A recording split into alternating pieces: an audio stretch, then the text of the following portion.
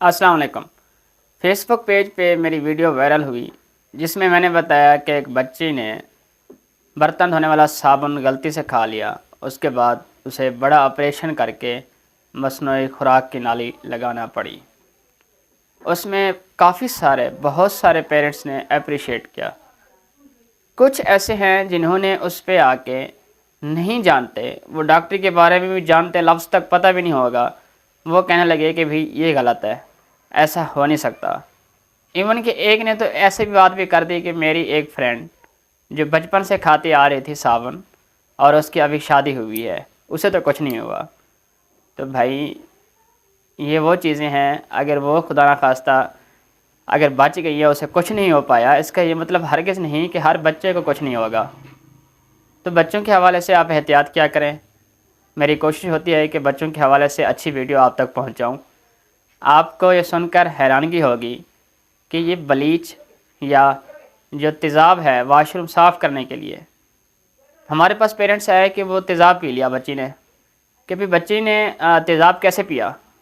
پتہ چلا کہ یہ جو پیپسی یا کوکا کولا یہ جو بوتل ہوتی ہے، اس میں انہوں نے تیزاب ڈالا ہوا تھا۔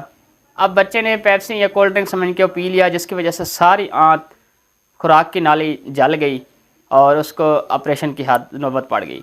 ایسے بھی کیسز ہیں، صابن کھانے سے، بلیچ کھانے سے یا تیزاب کھانے سے جو خوراک کی نالی ہے اس پہ نیکروسس ہو سکتی ہے، سٹرکچر بن جاتا ہے، بعض اوقات اتنی ڈیمیج ہو جاتی ہے کہ اس کو کٹ کرنا پڑتا ہے اور اس میں پھر مصنوعی خوراک کی نالی لگانی پڑتی ہے۔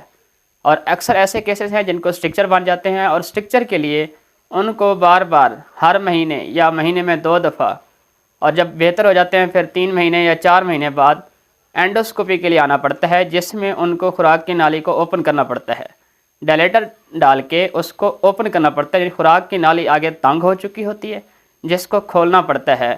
اور اکثر ایسے ہیں جن کی عمر 12-13 سال ہو گئی ہے، انہوں نے 2 سال کی عمر میں تیزاب یا بلیچ پی تھی، سٹرکچر بنا ہوا ہے اور ابھی تک وہ اینڈوسکوپی کے لیے آ رہے ہیں۔